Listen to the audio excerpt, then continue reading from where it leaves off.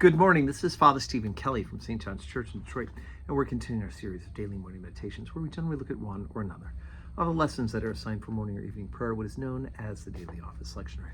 And today is Sunday. Hurrah! We are gathering together today to glorify God, to worship Him, to be fed in word and sacrament, and to be encouraged in the congregation of the faithful, right? Encouraging one another by being here and worshiping together. Today's the day that we gather, and I hope that you're here to join us. The lesson I thought we'd take a look at is assigned at morning prayer this morning from the Daily Lectionary. And remember that Monday through Saturday, we follow sequentially through particular books of the Bible. But the Sunday lessons are somehow tangentially related to the Sunday communion lessons rather than following the sequence Monday through Saturday. And the gospel lesson that's assigned for morning prayer today is from St. John's 6th chapter, beginning at verse 27. Labor not for the meat that perisheth, but for that meat which endureth unto everlasting life, which the Son of Man shall give unto you, for him hath God the Father sealed. Then said they unto him, What shall we do that we might work the works of God? Jesus answered and said unto them, This is the work of God, that ye believe on him whom thou hast sent. They said therefore unto him, What sign showest thou then, that we may see and believe thee?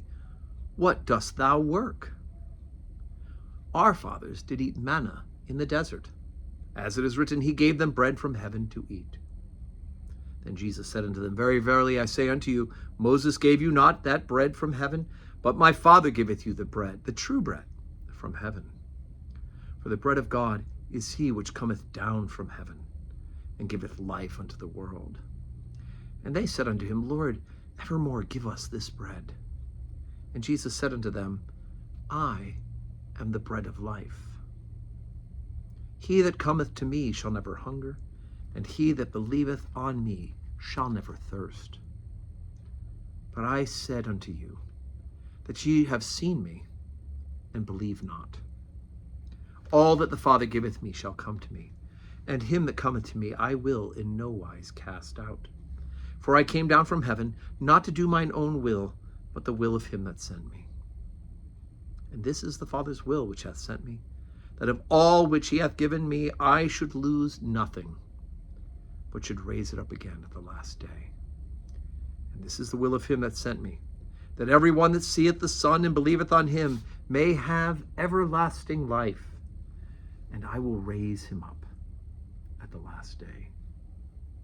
Okay, so great lessons about eternal life, of course. We're still in Eastertide, remember? We're still talking about the resurrection itself, but we've gone backwards in the lessons, and we're looking at all of these teachings that Jesus has done leading up to what will ultimately be the cross and then the resurrection.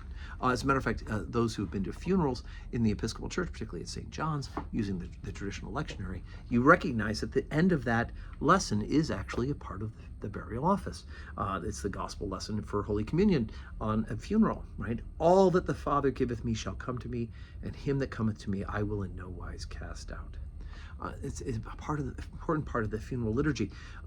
But going backwards, Jesus, this 6th chapter of John's Gospel, is the great Eucharistic theology one. After these verses, he'll go on to talk about, he is the bread of life, he says, but he goes on to talk about, unless you eat my flesh and drink my blood, you have no life in you.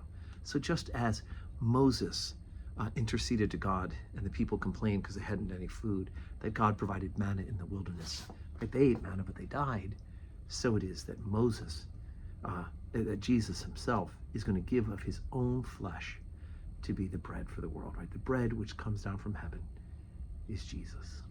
Well, only place you can get that bread, folks, is in church, right? As much great as we have this live streaming technology, you got to be here to receive the sacrament. As Jesus says later in this chapter, unless you eat my flesh and drink my blood, you have no life in you. So get here, get to church, and receive the bread of life.